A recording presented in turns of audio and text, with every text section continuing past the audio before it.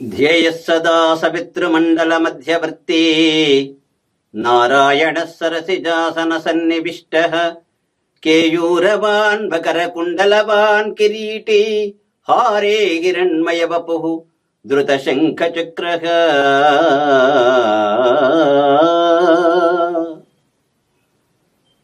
శ్రీమతే నారాయణాయ నమః. సూర్య భగవానుణ్ణి మా ఆచార్యుని స్మరించి ఈ మాఘమాసంలో చేయవలసిన ఇంకా కొన్ని విధానాలు. ఈ మాఘమాసంలో తెలలు, నువ్వులు, తులసి దళములు, అలాగే సాలగ్రామం మొదలైనటువంటి దానం చేయడం విశేషమైనటువంటి పుణ్యంగా చెప్పబడుతుంది. తిలాహ పుణ్యాహ పవిత్రాశ్చ సర్వ పాప హ్రాస్మృతాహ. తిలలు పుణ్యాహ పుణ్యప్రదమైనటువంటివి. నువ్వులనగానే చాలా మంది చెడ్డవి అని అనుకుంటుంటారు. కాదు, తిలలు పుణ్యప్రదమైనటువంటివి. పవిత్రాశ్చ పవిత్రమైనటువంటివి. వాటిని తొక్కకూడదు. ఎప్పుడు మనకి దారిద్ర్యం ప్రాప్తిస్తుంది అంటే తిలలు ముట్టడం వల్ల కాదు, అంటే నువ్వులు ముట్టుకోవడం వల్ల కాదు, నువ్వులు విడవడం వల్ల కాదు, నువ్వులు తొక్కితే పాపం. ఎందుకంటే తిలలు పరమాత్మ విష్ణుమూర్తి యొక్క శరీరం నుంచి వచ్చాయి. భగవంతుని యొక్క శరీరమే తిలలట.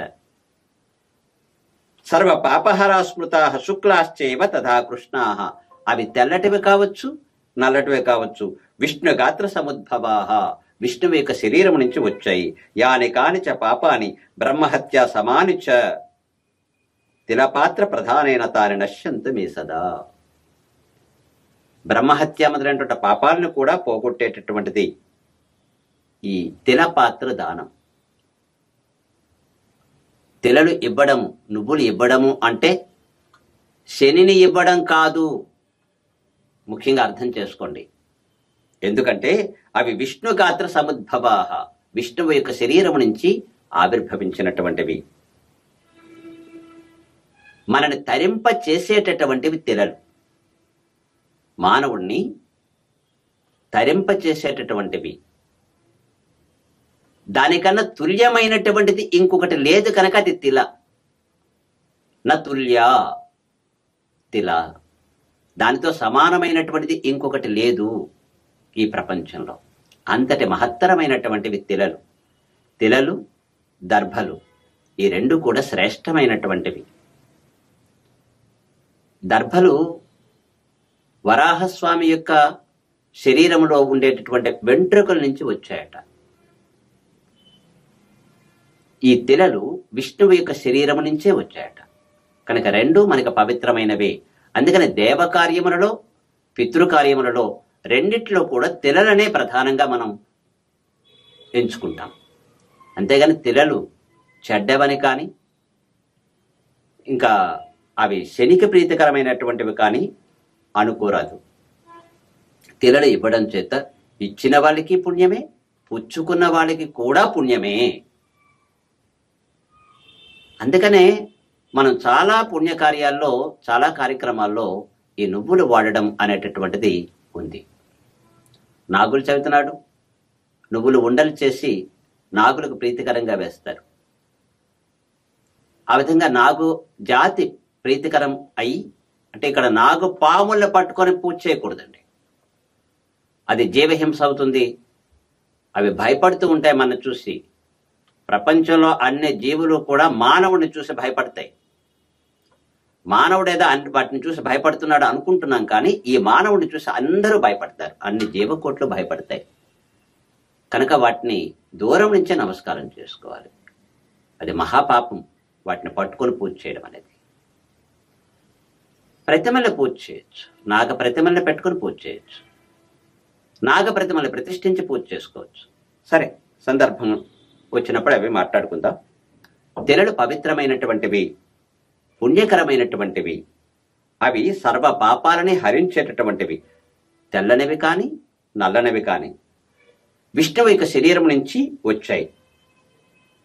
ఏవైతే శరీరం నుంచి చేయబడినటువంటి పాపములు ఉన్నాయో అవన్నీ కూడా బ్రహ్మహత్యతో సహా అంటే బ్రహ్మహత్య అంటే బ్రాహ్మణుని చంపడం అనే కాదండి. బ్రాహ్మణుని నిందించడం కూడా బ్రహ్మహత్యే. క్షమించాలి, ఇక్కడ బ్రాహ్మణుడు అంటే ఒక కులపరమైనటువంటిది కాదు. బ్రాహ్మణ అనేటటువంటిది కులానికి సంబంధించిన వాచకం కాదు. అది వృత్తి వాచకం. ఎవరైతే వేదాన్ని అధ్యయనం చేస్తారో, ఎవరైతే పవిత్రమైన జీవనాన్ని గడుపుతారో, ఎవరైతే ప్రపంచం యొక్క అభ్యున్నతిని, క్షేమాన్ని కోరుకుంటారో వాళ్ళు బ్రాహ్మణుడు. అది లేనప్పుడు వాళ్ళ బ్రాహ్మణుడు కాదు. పూర్వకాలంలో వారిని ఆ కులం నుంచి కాదు, గ్రామం నుంచే వెలివేసేవారు. అలా చెయ్యని వారిని బ్రాహ్మణుడు అనధ్యయనం వల్ల కానీ, లేక వేరొక దురలవాట్ల వల్ల కానీ భ్రష్టుడైతే గ్రామం నుంచే వెలివేసేవారు. ఇవి మనకు పురాణాల్లో, స్మృతుల్లో కనిపిస్తాయి. చాలామంది అంటారు బ్రాహ్మణ కులానికి అనుకూలంగా వ్రాసుకున్నారండి స్మృతులు, మనుస్మృతి మొదలైన. కాదండి, వాటిల్లో నిష్కర్షగా చెప్పారు. తప్పు చేస్తే ప్రధానమైనటువంటి పెద్ద శిక్ష ఎవరికంటే బ్రాహ్మణుడికే. ఒకసారి మనుస్మృతిని తిరగవేయండి, పారాశర స్మృతిని తిరగవేయండి, మహాభారతం శాంతి పర్వం చూడండి. ఎక్కడ చూసినా బ్రాహ్మణుడికేమీ ఎక్కువ అవకాశాలు ఇవ్వలేదు. ఏమాత్రం తప్పు చేసినా పెద్ద శిక్షే విధించేవారు. తర్వాత వాళ్ళు ఏమైనా మార్చుకొని వాటిని మనకి చూపిస్తే చూపించవచ్చు. హేతుబద్ధంగా ఆలోచించండి. కనుక బ్రాహ్మణుడిని ఎక్కడా కూడా మన పురాణములు కానీ, మన స్మృతులు కానీ ఎక్కడా నెత్తికెక్కించుకోమని చెప్పలేదు. తప్పు చేసినటువంటి వాడిని, ముఖ్యంగా ప్రజల యొక్క క్షేమాన్ని కోరుకునేటటువంటి వాడు, దేశం యొక్క హితాన్ని కోరేటటువంటి వారు, భగవన్ నామస్మరణంతో జీవితాన్ని పునీతం చేసుకునేటటువంటి వారు, వారిని గౌరవించాలి. వారు బ్రాహ్మణుడు. అటువంటి వారిని పొరపాటుగానైనా మనం నిందిస్తే అది బ్రహ్మహత్యా పాతకమే. మనకు తెలియదు, పొరపాటుగా నిందించాం, ఆయన బ్రాహ్మణుడని తెలియదు. కానీ చిత్రం ఏంటంటే సద్బ్రాహ్మణుడు నిందించినా పెద్దగా బాధపడడు. పైగా అయ్యో పాపం వాడికి తెలియక నిందించాడులే, క్షమిద్దాం అనుకుంటాడు. ఇది బ్రాహ్మణత్వం అంటే. కనుక అటువంటి బ్రాహ్మణుడు ఒకవేళ నిందించినట్లయితే అదే మనకి హత్య కిందే వస్తుంది. బ్రహ్మహత్య పాతకం అంటే బ్రాహ్మణుని చంపక్కర్లేదు. అలా మనం చేయడం వల్ల బ్రాహ్మణత్వాన్ని మనం హత్య చేసినట్టు అవుతుంది. కనుక బ్రహ్మహత్య అంటే బ్రాహ్మణత్వాన్ని హత్య చేయటం, వారి కోపాన్ని కలిగించటం, ఇలాంటి ఆ పాపము కూడా పోతుంది తిలదానము చేత. కనుక ఈ తిలదానం అనేటటువంటిది ఈ మాఘమాసంలో చాలా విశేషమైనటువంటిది. ఎవరికైనా ఇవ్వచ్చు. తెల్లటి నువ్వులు కానీ, నల్లటి నువ్వులు కానీ బాగా దంచి దాంట్లో ఒక సగం బెల్లం కలిపి, ఇక్కడ శర్కర అన్నారు, పంచదార కాదు, అప్పటికి పంచదార లేదు, శాస్త్రం పుట్టేటప్పటికి. శర్కర అనే పదానికి బెల్లమనే అర్థం, తీపిది అని అర్థం. కనుక ఈ బెల్లము కలిపి చక్కగా దంచి ఉండలుగా చేసి 10 మందికి పంచి పెట్టడం. ఇది తీసుకునే వాళ్ళకి పుణ్యమే. పవిత్రమైన భావంతో తీసుకోవాలి, పవిత్రమైన భావంతో ఇవ్వాలి. మనకుండే దరిద్రం పోగొట్టి వాళ్ళకి అందించేయడం కోసం కాదు ఇక్కడ ఇస్తున్నది, మనం అందరం కలిసి తరించడం కోసం. ఇచ్చే ముందు దీన్ని భగవంతుడికి నివేదన చేసి, విష్ణువుకి నివేదన చేసి ఈ మంత్రం చెప్పుకుంటాం. తిలాహ పుణ్య పవిత్రాశ్చ సర్వ పాప హరాస్మృతాః శుక్లాశ్చైవ తథా కృష్ణ విష్ణుగాత్ర సముద్భవాః యాని కాని చ పాపాని బ్రహ్మహత్యా సమాని చ తిలపాత్ర ప్రధానైన తాని నశ్యంతమే సదా అని చెప్పుకొని భగవంతుడికి నమస్కారం చేసి అందరం పంచుకొని తినవచ్చు. ఈ విధంగా ఈ తిలదానం అలా చేయొచ్చు.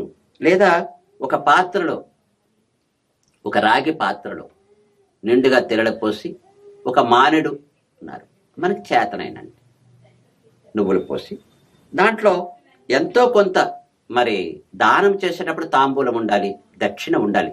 దక్షిణ లేకుండా భగవద్ ఆరాధన,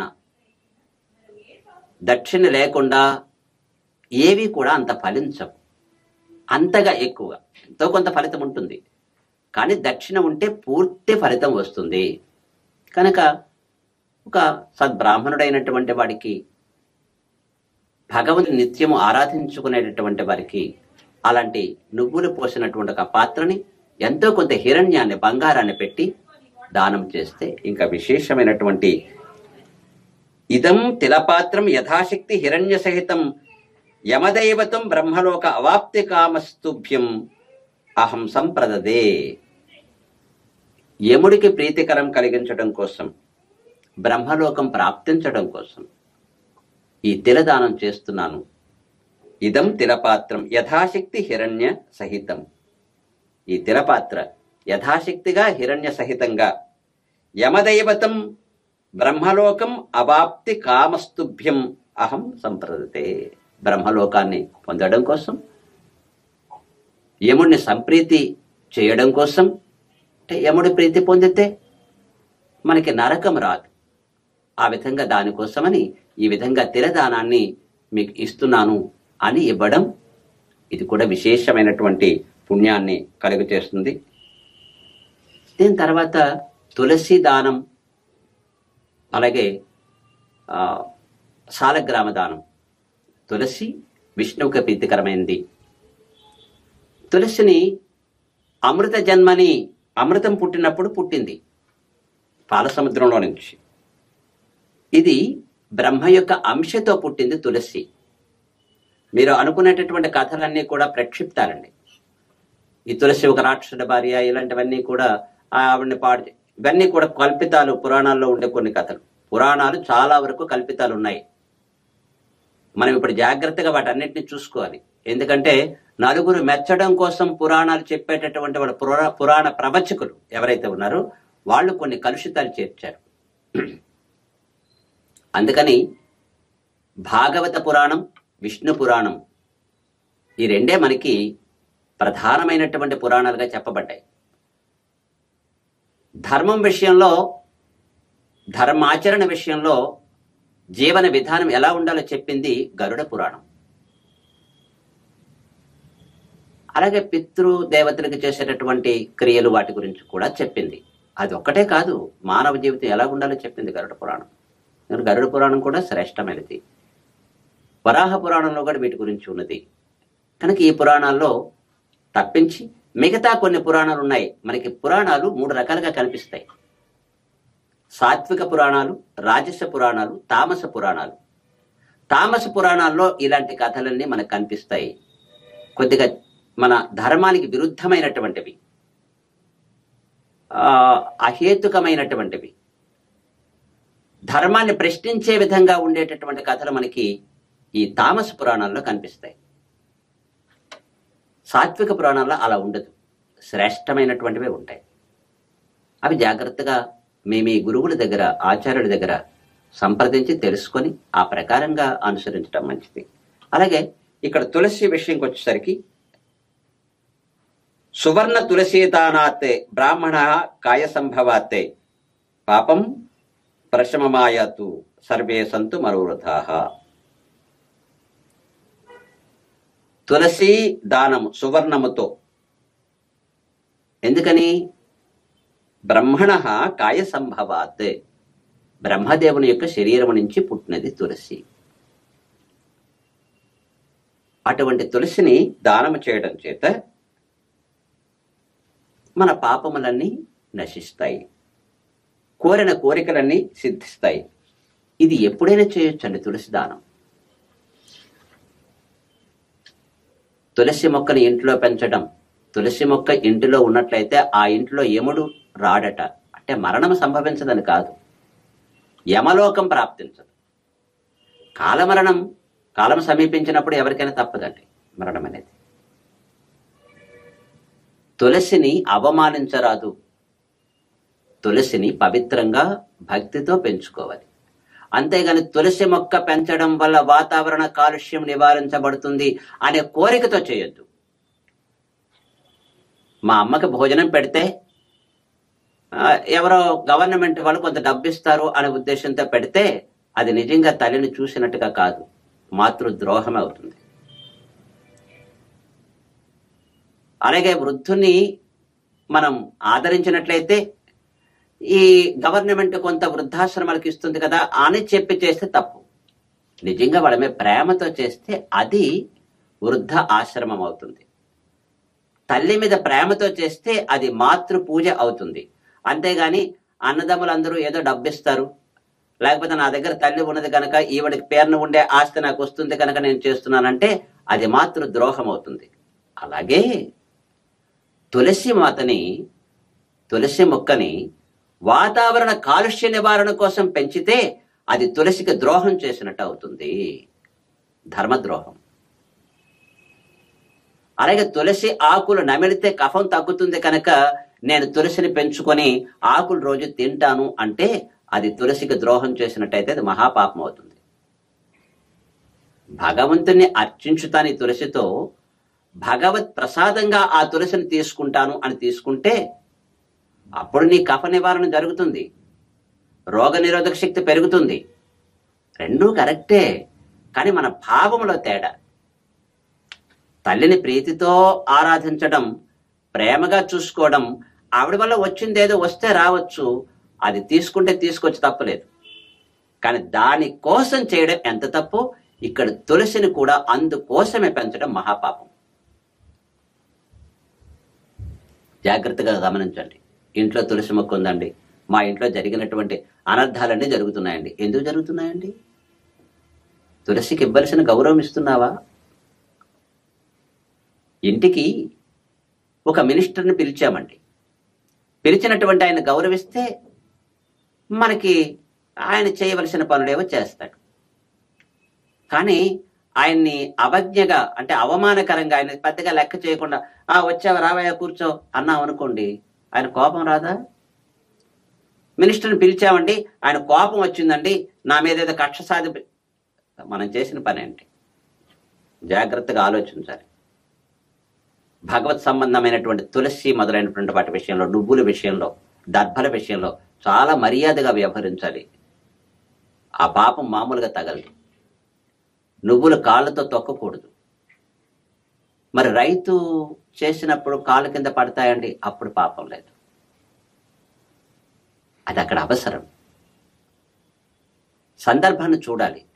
కావాలని కిందని చల్లేసి వాటిని తొక్కుతూ వెళితే అప్పుడు పాపమే. రైతుకు మరి తప్పదు అక్కడ. చేత డాక్టర్ ముట్టుకుంటే అది ఒకటి, పోలీసులు ముట్టుకుంటే ఇంకొకరు ముట్టుకుంటే అది వేరొకటి.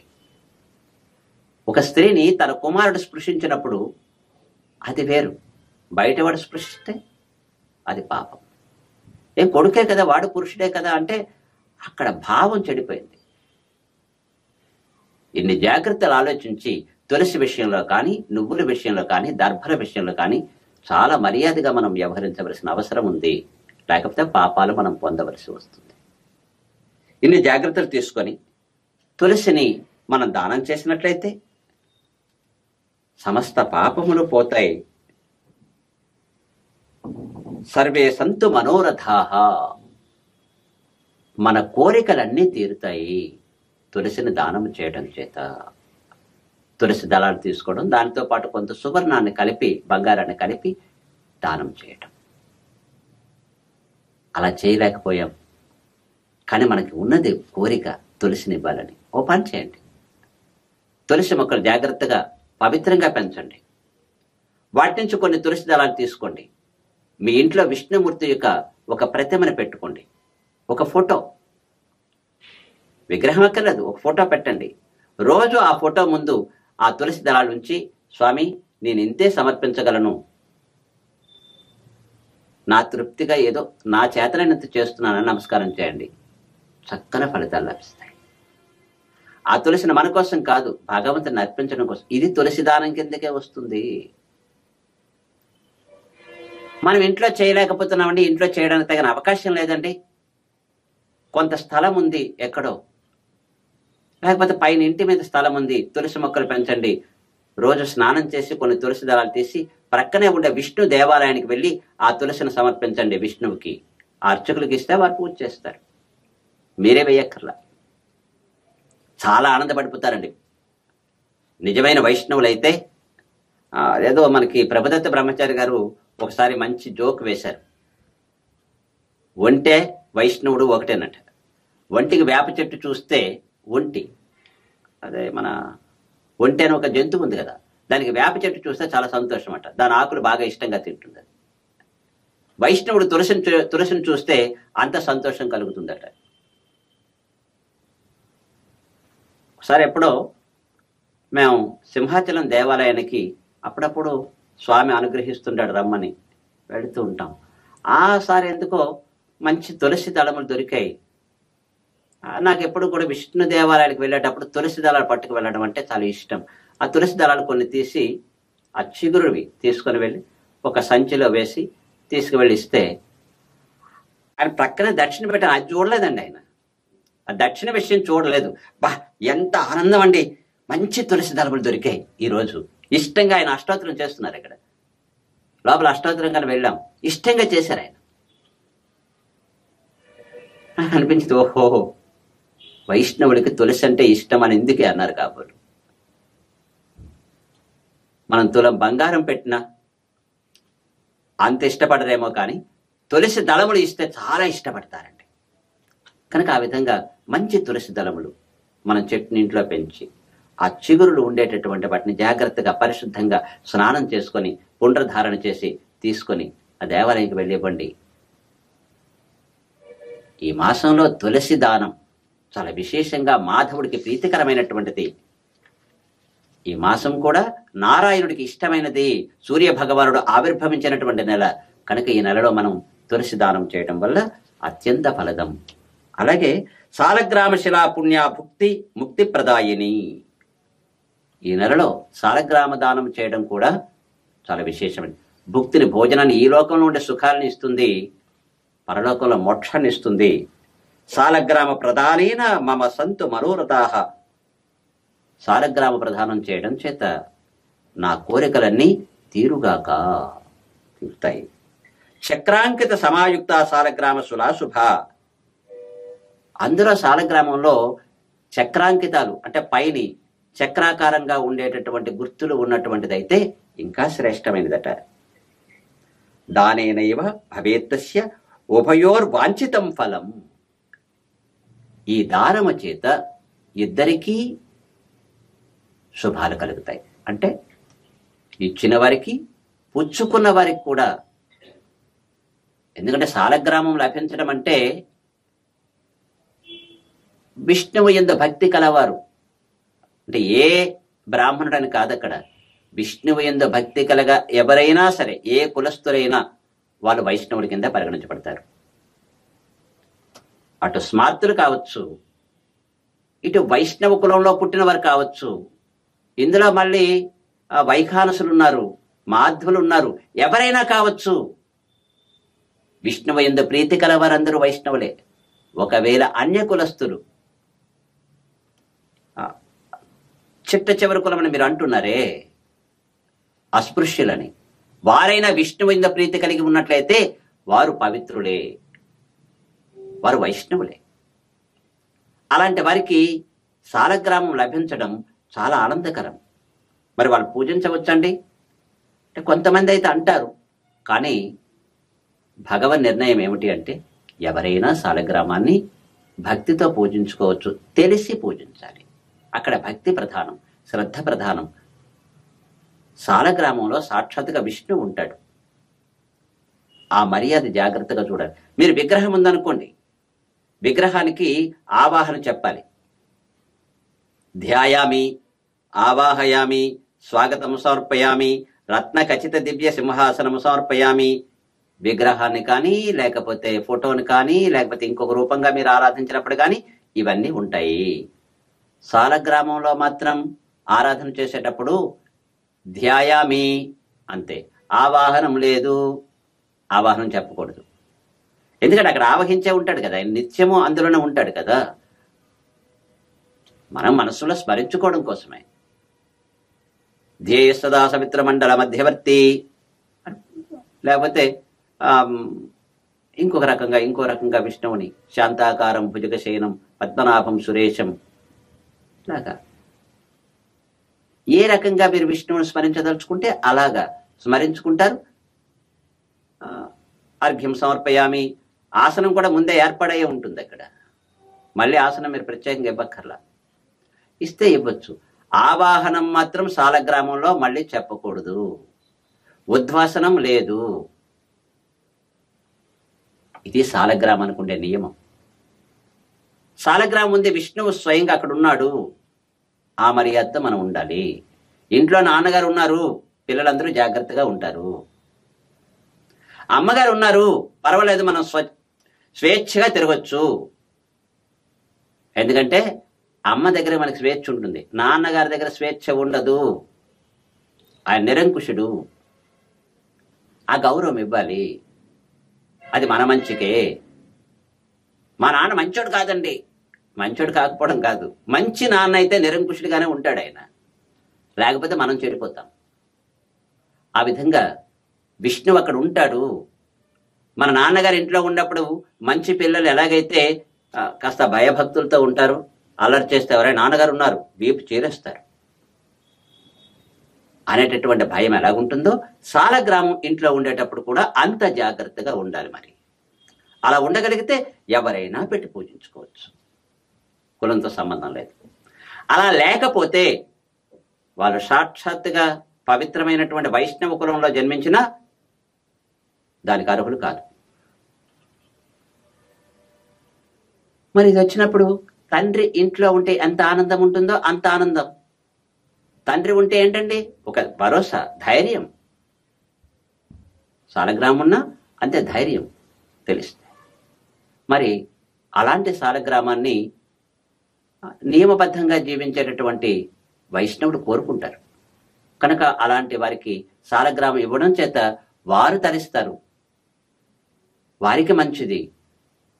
మనం ఇచ్చి వారికి ఆ మేలు చేస్తున్నాం కాబట్టి మనకి మంచిదే. ఈ విధంగా సాలగ్రామ దానం అనేటటువంటిది మనకి ఈ మాసంలో సాలగ్రామము, తులసి, నువ్వులు ఇవి దానం చేయడం చేత విశేషమైనటువంటి పుణ్యాలు లభిస్తాయి. ఈ మాఘమాసంలో ఇది మాఘమాసంలో దానముల విషయమై ఏ రకమైన దానమైన చేయొచ్చు, కానీ ముఖ్యంగా ఇవి మాత్రం చాలా విశేషమైనటువంటి ఫలితాన్ని ఇస్తాయి. కనుక ప్రియమిత్రులారా, ఈ విధంగా వీరున్నంత వరకు తెరలు బెల్లం కలిపి నువ్వులని అందరం పంచుకుండా భగవంతుడికి నివేదన చేసి, తులసి దళములు పవిత్రంగా స్నానం చేసి తీసి భగవంతుడికి అర్పిస్తాం. లేదా వాటిలో కొంత దక్షిణ పెట్టి, దక్షిణ అంటే కాగితాలు, ఇనప లోహంతో చేసినటువంటి రూపాయలు కాదు, ఏదో అణుమాత్రమైన బంగారం. ఓ చీమ తలకాయ అయినా అంతైనా, చీమ తల ఎంత ఉంటుందండి, అంతైనా బంగారాన్ని పెట్టి ఇవ్వండి, ఇచ్చి నమస్కారం చేయండి. అప్పుడు అది ఫలవంతమవుతుంది. దానము చేసేటప్పుడు అర్హత కలిగింది ఏదంటే బంగారమే అర్హత కలిగింది, వెండి కాదు, ఇనుము కాదు. రూపాయి మీరు ఎప్పుడు పెట్టారో అది ఇనుము అవుతుంది. అది కనుక ఈ విధంగా ఆలోచించుకొని చక్కగా హిరణ్య దానంతో చేయొచ్చు. మీకు ఎంత పెట్టండి అని అనలేదు, అక్కడ తులం పెట్టండి, 10 తులాలు పెట్టండి అనలేదు. చీమ తల ఎంత ఉంది అంత చాలు. స్వచ్ఛమైనటువంటి బంగారాన్ని చిన్న ముక్కను అక్కడ పెట్టి, ఇదిగోండి మేము ఇంతే ఇవ్వగలం, ఈ తులసితో మీరు స్వీకరించండి. తెలుగులో చెప్పండి, సంస్కృతం అక్కర్లేదు. భగవంతుడికి 2 భాషలు, అన్ని భాషలు వచ్చాయనికి. అవసరమైతే ఇంగ్లీష్లో చెప్పుకోండి, పర్వాలా. కానీ మనస్సు ప్రధానం. అలా పెట్టుకుని తులసి దానం కానీ, సాలగ్రామ దానం కానీ, నువ్వుల దానం కానీ ఇచ్చినట్లయితే ఈ లోకంలో శుభాలను పొందుతాం. మనకు ఉండేటటువంటి దుఃఖాలు తొలగిపోతాయి. దుఃఖములు ఎందుకు వస్తాయి? మనం చేసే పాపాల వల్ల. చేయవలసిన పనులు సక్రమంగా చేయకపోతే పాపాలు కూడా ఉంటుతాయి. చేయవలసిన పనులు చేయకపోయినా వస్తాయి. కనుక ప్రియమిత్రులారా, మనం అందరం కూడా భగవద్ అభిముఖులమై భగవంతుని వైపు తిరిగిన వాళ్ళమై భగవంతుణ్ణి సేవించుకునేటటువంటి వారమై మన జీవితాలని ఫలవంతం చేసుకుందాం. అలాంటి బుద్ధి మనకి ప్రసాదించుగాక సూర్య భగవానుడు. వేదస్వరూపుడు, వేదానికి అధిదేవత. అటువంటి ఆయన మనకు అటువంటి జ్ఞానాన్ని ప్రసాదించుగాక. జై శ్రీమన్నారాయణ.